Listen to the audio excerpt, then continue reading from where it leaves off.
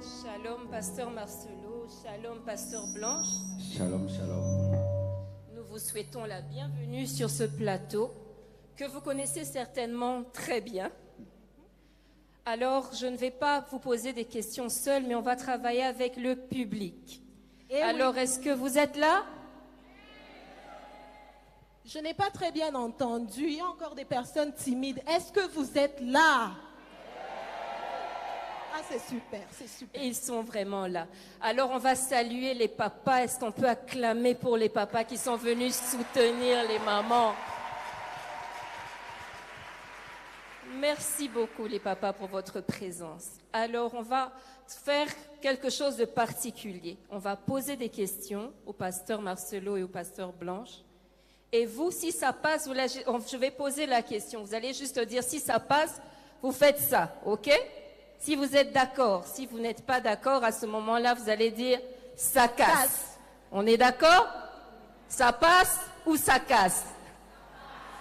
Très bien. Je pense que c'est passé. Alors, bonsoir, papa. Bonsoir. Bonsoir, maman. Alors, on va déjà commencer. La première question. Vous avez fait la convention des hommes qui avait pour thème les hommes face au siècle présent et maintenant encore la femme face au siècle présent. Pourquoi? C'est pour que la même matière qui a été donnée aux hommes soit donnée aux femmes, parce que je crois que les femmes peuvent comprendre le même message qui a été donné aux hommes. Il n'y a pas le Saint-Esprit des femmes et le Saint-Esprit des hommes. Alors comme les femmes n'étaient pas venues à la convention des hommes, il fallait les récupérer pour qu'elles aient le même message, la même matière que les hommes. D'accord, j'aurais une autre question. Comment définissez-vous le siècle présent? Parce que on parlait à l'église, ça semble un peu être quelque chose de bizarre. Comment vous définissez le siècle présent? Ok, j'aimerais qu'on lise quelques passages de la Bible qui parlent du siècle présent.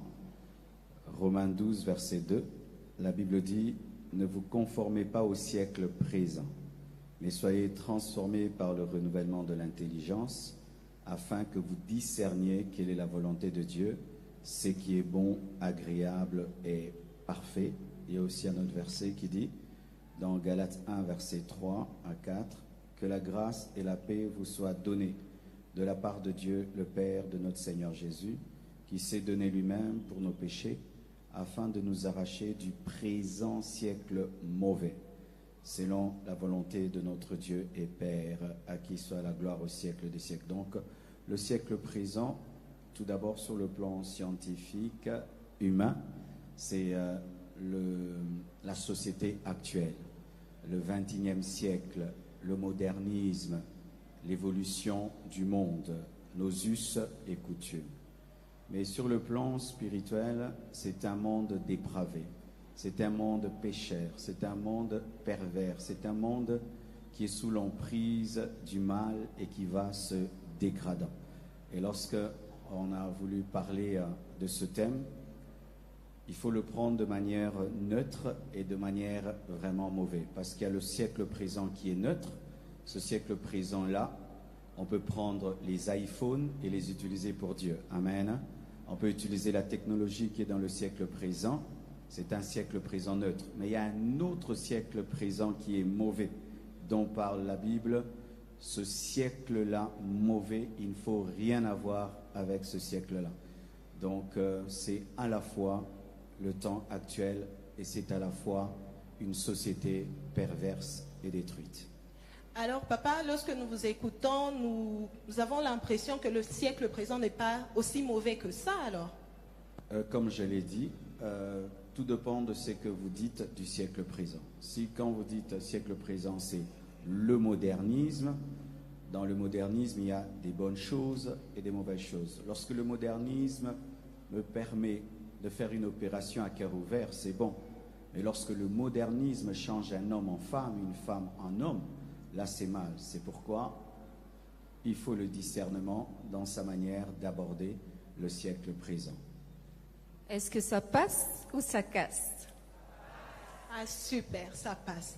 Alors, maman, pensez-vous que le siècle présent influence la femme chrétienne?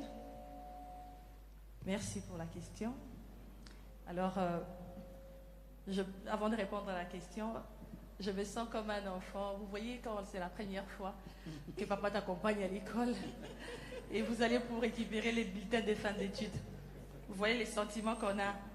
Vous dites si ça passe pas, quand on va rentrer, qui regardera papa et qui va regarder l'enfant. Alors, tu peux m'aider à répéter la question, s'il te plaît? Alors, la question est, pensez-vous, après aussi les explications de papa, pensez-vous que le siècle présent influence la femme chrétienne? Oui, le siècle présent, je dirais, elle influence la femme. En ce temps-ci, ça devient compliqué pour les femmes de garder sa personnalité chrétienne. Et ces siècles influencent. Elle influence positivement et elle influence aussi négativement. D'accord, donc le siècle présent influence négativement et positivement la femme. Ça passe ou ça casse? C'est vrai, papa, que aujourd'hui on parle d'émancipation de la femme. Et donc, est-ce que vous pensez que l'émancipation de la femme influence la femme chrétienne? Peut-être qu'il faudrait définir l'émancipation et aussi savoir si la femme chrétienne peut être émancipée ou pas.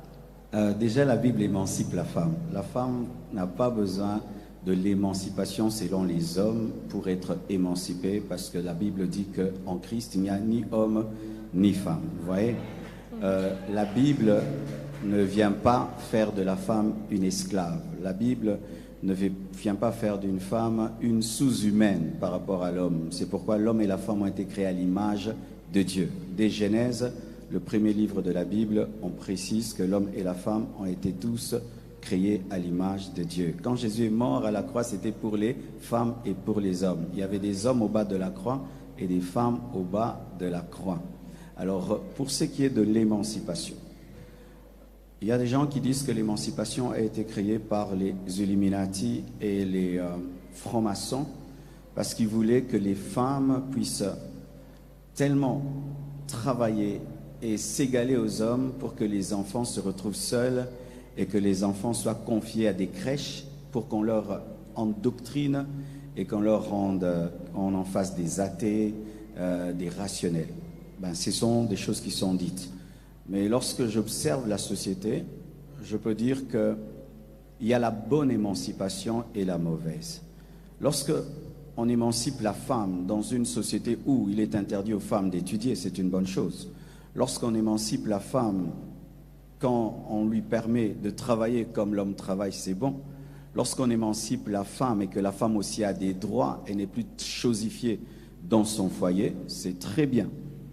Mais lorsque cette émancipation pousse la femme à faire un coup d'état à l'homme, à devenir insoumise, à devenir chef de son mari, à refuser même d'être une femme, parce que certaines femmes se masculinisent, alors cette émancipation est mauvaise. En sort, vous allez voir que dans ma manière de répondre et celle de Maman Blanche, il y a toujours des bonnes et des mauvaises choses. Des bonnes et des mauvaises choses, c'est qu'il faut avoir la sagesse et le discernement pour choisir. Sagesse et discernement. Alors, papa, il y a aujourd'hui beaucoup de femmes pleines d'ambition. Elles sont parfois mal jugées. Qu'est-ce que vous pouvez dire à ces femmes? Courage. Alors, voici. La société actuelle n'est pas habituée. Tout dépend. Hein. En Europe, on est déjà habitué. Aux États-Unis, on est déjà habitué. Mais précisément en Afrique, on n'est pas obligé de voir une femme indépendante. On voit que des femmes qui sont dépendantes et qui n'ont pas une grande vision. Alors lorsqu'une femme en Afrique a un grand rêve, elle va être ministre, elle va être chirurgienne, elle veut devenir milliardaire, on dit « Ah, elle est orgueilleuse, elle est imbue d'elle ». Mais je crois que c'est très bien qu'une femme ait des grandes ambitions. Nous voyons Déborah qui était chef, nous voyons Myriam qui était chef en Israël, nous voyons Esther qui était élevée. La Bible nous présente aussi des femmes grandes avec des grandes ambitions. La femme de Proverbe est une femme remplie d'ambition. Mais il ne faut pas avoir l'ambition dans l'orgueil. Il ne faut pas avoir l'ambition dans la chair. Il ne faut pas avoir l'ambition Aujourd'hui, je vois certaines femmes, leur ambition, c'est se débarrasser des hommes, dominer les hommes, écraser les hommes. On vous a fait quoi? Vraiment. Ça, ce n'est pas une bonne ambition. Arriver à un point où tu n'as plus besoin d'un homme, tu écrases l'homme et tout, ça c'est mal. Mais une femme qui veut réaliser des grandes choses pour la gloire de Dieu et pour aider sa société, vraiment, courage, courage. Et je prie d'en engendrer des milliers dans cette église. Alors maman, j'ai une question pour vous. Nous avons parlé des femmes ambitieuses et tout. Il y en a aussi qui ont choisi, et c'est aussi un bon projet, d'être femme au foyer. Alors que dites-vous de ces femmes qui ont choisi de prendre soin de leur foyer? Qu'est-ce que je dois dire aux femmes qui ont choisi d'être des femmes au foyer? D'abord, être femme au foyer, c'est aussi un travail. Parce que celle qui reste au foyer, celle qui reste à la maison, elle travaille. Éduquer un enfant, c'est le travail. Donner la nourriture dans sa famille, c'est un travail. Aménager sa maison, c'est un travail. J'en fais partie des femmes qui sont appelées femmes au foyer. Alors, je dirais, être femme au foyer, c'est pas comme un pot de fleurs. Ouais, un bouquet de fleurs qu'on pose dans une maison. Non, elles travaillent. Moi, je les encourage beaucoup, mais je ne décourage pas non plus celles qui vont travailler. Parce qu'avec ce siècle, comme on le voit, celles qui restent à la maison, elles sont méprisées. Ben, tiens, vous ne faites rien, vous restez à la maison, nous allons chercher de l'argent. Mais moi, je les encourage parce que je connais c'est quoi être une femme au foyer. Je les encourage beaucoup. Alors, est-ce qu'une femme au foyer peut acclamer le Seigneur parce qu'elle fait un excellent travail? Alors Église, j'aimerais savoir, est-ce que ça passe ou ça casse? Ah, c'est super, super. J'aimerais un peu renchérir sur les femmes au foyer.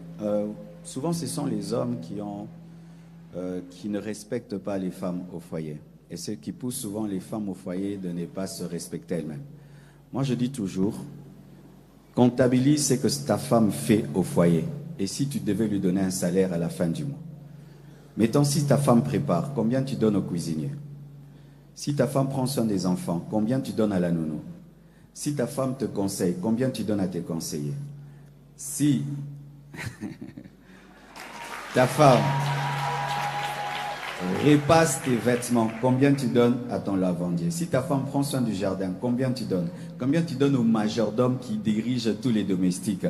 Et si ta femme à la maison, comme Blanche, elle construit la maison, elle ajoute ici, elle casse ici. Si tu devais payer un ingénieur et un architecte, combien tu vas lui donner? En plus, elle te donne la joie, elle te donne l'amour. Eh bien, papa a mieux répondu. Hein. Donc, normalement, il fallait qu'elle ait même 30 000 $ par mois. Amen. Donc, j'ai sa dette. Si on doit comptabiliser 30 000 $ par mois fois le nombre d'années, d'années en plus. Maman Blanche, de mariage. Vous êtes millionnaire. Amen. Amen. Je le reçois déjà.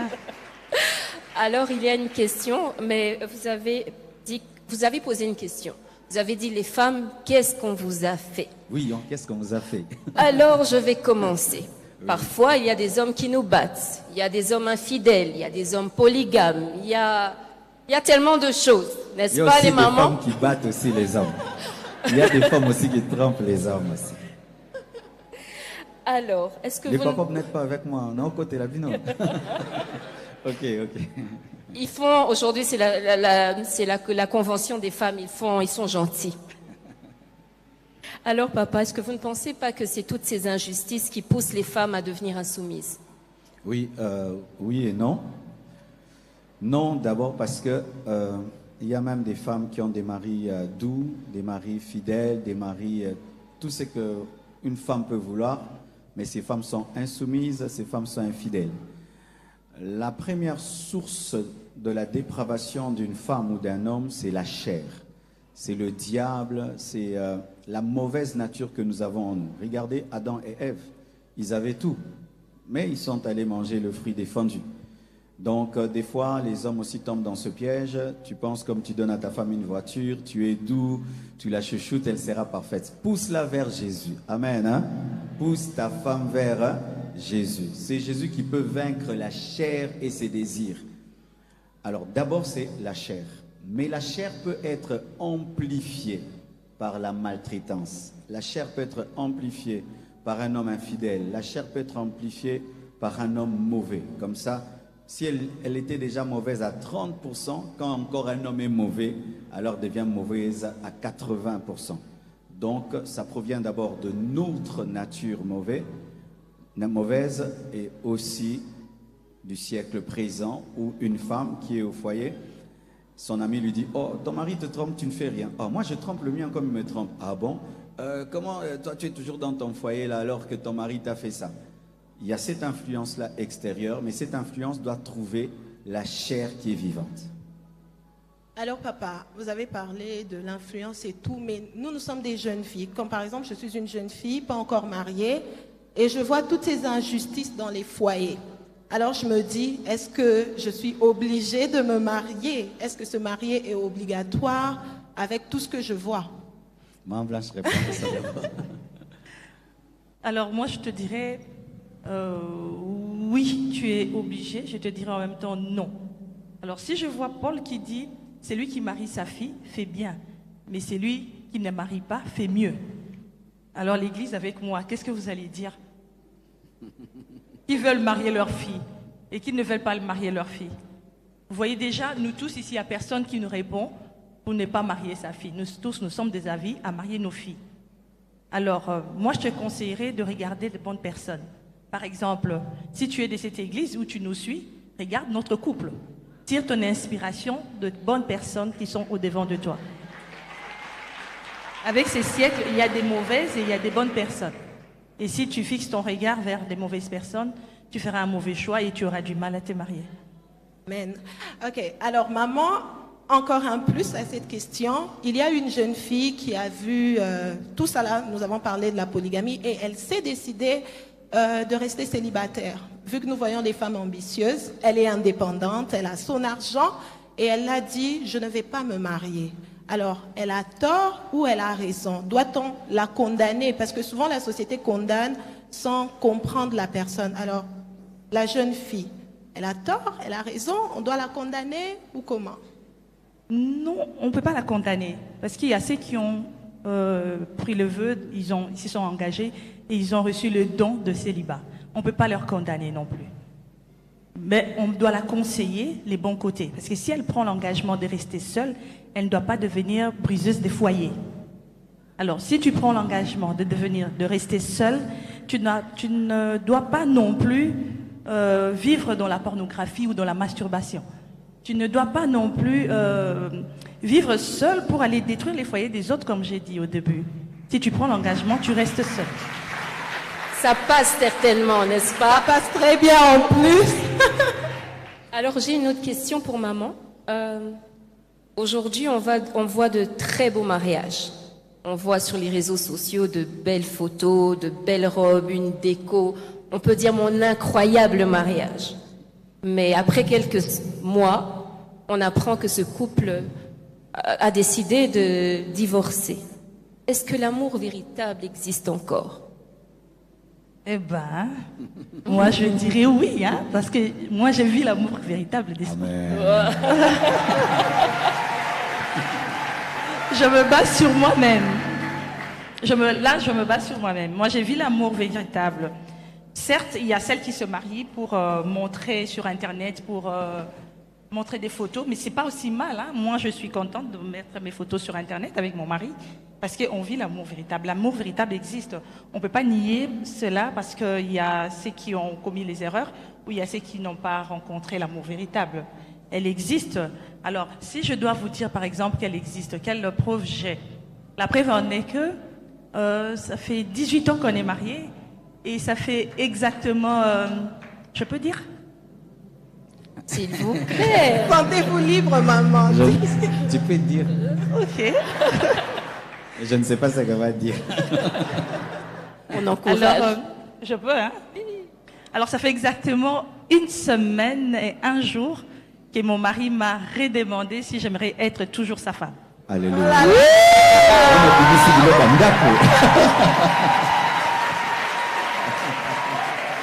Alors, c'est une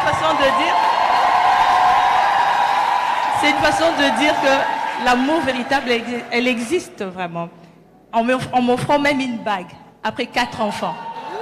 Alors, j'aimerais encourager celles qui ne croient pas que l'amour véritable existe à prier. L'amour véritable, tu la rencontres aussi lorsque tu as un bon cœur. Tu ne peux pas être rempli de mauvaises idées et te dire, je vais rencontrer un homme qui va m'aimer véritablement. On va dans le marché. Vous êtes là, on va vous poser aussi des questions. J'ai aimé le discours de maman au sujet de l'amour véritable. Mais quand on voit les statistiques, on voit qu'il y a un taux élevé de divorce. Croyez-vous que le siècle présent a une influence sur ce taux élevé du divorce et surtout dans l'Église? Oui, tout d'abord, regardez les cinémas, parce que le siècle présent utilise beaucoup les médias et le cinéma. Et lorsque vous regardez les films aujourd'hui, la plupart des temps, c'est « je te quitte, je l'ai quitté ». Et ça fait qu'on est habitué à voir des divorces. Et d'ailleurs, vous allez remarquer que dans les cinémas, les femmes qui divorcent, les hommes qui divorcent sont très encensés. Alors, à force de regarder des films qui parlent de divorce et le divorce devient normal sans qu'on le sache, et comme les chrétiens aussi regardent des films, ça entre dans le subconscient. Et ce qui fait qu'aujourd'hui, le taux de divorce dans les églises est égal au taux de divorce dans le monde. Pas en Afrique, mais si on prend en général l'église dans sa généralité, on a même des hommes de Dieu qui divorcent 2 fois, 3 fois, 4 fois. Ça commence à devenir banal. Pourquoi ça devient banal? Parce que le monde trouve que c'est banal. Et c'est vrai, il y a une influence du siècle présent par rapport au divorce. Parce que si le siècle présent condamnait le divorce, il n'y aurait pas autant. Il y a certains endroits, tu veux divorcer, tu vas devant une machine et tu divorces. Hein. Il y a des gens qui ont des mariages d'1 semaine, de 3 jours. Donc le siècle présent joue un grand rôle. C'est pourquoi la Bible dit que nous ne devons pas nous conformer au siècle présent, mais nous devons être transformés par le renouvellement de l'intelligence afin de discerner ce qui est bon, agréable et parfait, parce que le siècle présent peut acclamer une chose pendant que Dieu ne l'acclame pas. Ça passe ou ça casse? Ça passe. Alors, un sujet d'actualité. Influenceuse. Influenceuse caviar, influenceuse... Les coachs caviar, nos coachs préférés. Je ne connais pas, c'est quoi coach caviar? Ah, les coachs qu'on voit sur les réseaux, sur TikTok, elles sont là. Ah, mes caviar. Bon, c'est comme ça qu'elles s'appellent, okay. Les coachs riches, on dirait. Okay. Est-ce qu'on peut être chrétienne et influenceuse? Maman? Je dirais oui, on peut être chrétienne et influenceuse. Avoir déjà notre père spirituel, il est influenceur. On peut être chrétienne et influenceuse parce qu'on n'influence pas toujours dans les mal. C'est toujours pas dans le mauvais, de mauvais côté. Il y a des influenceuses qui nous encouragent à prier, n'est-ce pas? Oui. Il y a des influenceuses qui nous encouragent aussi à bien s'habiller. Il y a des influenceuses qui nous encouragent aussi à lire la Bible. Il y a des mauvaises et il y a aussi des bonnes. Alors, être chrétienne et être influenceuse, je ne trouve pas de mal à cela. Tout dépend de ce que toi qui suis les influenceuses va voir, va cliquer. Tu vas cliquer sur l'influenceuse qui t'encourage selon ta doctrine, selon tes croyances. Et non sur celle qui t'amène à mener une vie de débauche ou une vie qui n'est pas correcte avec Christ. Ça passe ou ça casse? Alors, en parlant d'influence, j'ai une question pour papa. Maman va aider aussi, papa. Comment, aujourd'hui, on ne sait pas vraiment faire la différence entre une femme chrétienne et une femme du monde, les tenues vestimentaires, mais comment faire pour ne pas être vieux jeu aujourd'hui, pour ne pas être démodé, parce qu'aujourd'hui, on veut toutes lutter contre la vieillesse, on veut rester belle, on veut plaire. Et nous, les jeunes filles, on dit, ah, le liputa, c'est vieux jeu. Donc, comment m'adapter à la mode qu'il y a? Maman Blanche est en liputa, mais c'est plus beau qu'un pantalon. Hein. Je ne pense pas qu'une sœur en pantalon, c'est plus classe que comme elle est là. Oui. Sincèrement, c'est pas parce que c'est ma femme. Même si j'étais célibataire, une fille est en pantalon, elle est comme ça. Moi, je préfère... Ah oui. Vrai de vrai, hein. Là, c'est pas parce que je l'ai épousée. Et il y a des femmes qui s'habillent pour attirer des grands hommes. Moi, l'une des conditions pour épouser Maman Blanche, c'était qu'elle s'habille bien, parce que j'étais un jeune garçon, mais je savais que je serais un grand homme. Je voulais avoir une femme qui se couvre, mais qui s'habille bien, qui est classe, qui est à la mode et qui se couvre. Parce que si on veut nous mentir que pour être à la mode, il faut seulement se dénuder, c'est faux. Regardez aujourd'hui, il y a des modes qui sortent. On est en train de rentrer dans les anciens temps. La mode rétro. Ensuite, il faut choisir. Lorsque tu vas dans un magasin, il y a toutes sortes de vêtements. Il faut aller dans le rayon chrétien. C'est-à-dire le rayon qui glorifie Dieu. Et là, souvent, je dis aux femmes, regardez les femmes musulmanes. Une femme musulmane, elle peut être milliardaire. Elle s'habille aussi à la mode. Il y a la mode des milliardaires musulmanes. Vraiment, elle est habillée grave, mais elle est couverte. Alors souvent, nous, les chrétiens, on dit non, on va être vieux jeu. Si quand on te dit de couvrir ton corps, de cacher ton corps, c'est vieux jeu, je ne pense pas. C'est pour t'honorer, te respecter. Alors, comment une femme doit faire? C'est que tu dois choisir dans la mode ce qui est conforme à la parole de Dieu et ce qui ne l'est pas, tu rejettes. Et d'ailleurs, nous devons avoir des modélistes chrétiennes qui font des habits pour habiller des enfants de Dieu. Parce qu'il y a maintenant un problème. Ça, c'est ma fille qui avait dit, quand on va en Europe, tu vas dans telle boutique, tu prends un habit, il est bien devant. Derrière, il n'y a pas de dos. Tu prends un pantalon, c'est déchiré. Mais quand elles sont allées en Turquie, il y avait des beaux habits. Parce que la Turquie est influencée par l'islam. Alors, si les musulmans arrivent à influencer la mode, les chrétiens aussi doivent influencer la mode jusqu'à ce que nous aurons des beaux habits modernes et qui ne font pas vieux jeu. Crée ta mode s'il n'y a pas cette mode, mais il y en a. Apprends seulement à choisir. Et tu vas attirer des grands hommes. Et pour une femme qui est mariée, comme un homme marié peut exiger à sa femme d'être sexy. Cet homme-là est anormal, il a besoin de délivrance. Un homme normal, quand il est marié, il demande à sa femme d'être sexy dans la chambre. Mais une fois qu'on sort de la chambre, comment tu aimerais que ta femme soit sexy pour tout le monde? Alors c'est toi qui as un problème de personnalité parce que certains hommes aiment exposer leurs femmes pour attirer l'attention des autres hommes. Ces hommes-là sont dysfonctionnels et malades. Ça passe ou ça casse? Pasteur, vous avez rendu quelqu'un très heureux de l'autre côté. Amen. C'est ma femme, c'est pour moi. Pourquoi je vais montrer mes choses au monde entier? Un peu de jalousie quand même. On va passer à la dernière question. Papa Jonathan est en train de distraire. Alors, papa, maman, il y a une question, surtout pour nous les jeunes qui passons du temps sur les réseaux. Nous aimerions savoir, qu'est-ce que vous pensez des mariages interreligieux? On voit ça, c'est un peu comme la mode, un mariage entre un chrétien, un musulman ou un non-chrétien. C'est normal. Alors vous en pensez quoi, papa? Les musulmans interdisent aux musulmans d'épouser des chrétiens. Alors c'est pas à nous de permettre aux chrétiens d'épouser des musulmans. Parce que eux, quand ils enseignent, ils s'opposent à cela. Alors voici, au lieu de citer le nom des religions, voici le principe. Le mariage est fondé sur la foi, la conviction. Si tu n'as pas les mêmes convictions qu'un homme et une femme, n'ose pas l'épouser parce qu'on traite les problèmes en fonction des convictions, on prie en fonction des convictions, on éduque les enfants en fonction des convictions. Si vous n'avez pas les mêmes convictions, lui, il voudra que l'enfant soit baptisé bébé, toi tu vas dire il faut que l'enfant se convertisse. Lui, il voudra, quand il y a un problème, s'agenouiller devant une statue. Toi, il faut invoquer Dieu en esprit. Vous allez vous chamailler. C'est pourquoi la Bible dit que deux personnes ne peuvent marcher ensemble sans se mettre d'accord. Et il faut être d'accord sur la doctrine et sur la foi. Et moi, je suis contre les mariages des personnes qui n'ont pas la même doctrine. Même dans l'Église, le mariage des personnes qui ne partagent pas la même vision, vous aurez la division. Merci beaucoup, Pasteur Blanche, Pasteur Marcelo. Nous remercions le Seigneur pour ce temps et pour ces échanges. Et je pense que c'est passé ou c'est cassé. Est-ce qu'on peut acclamer le Seigneur? Merci beaucoup. Merci.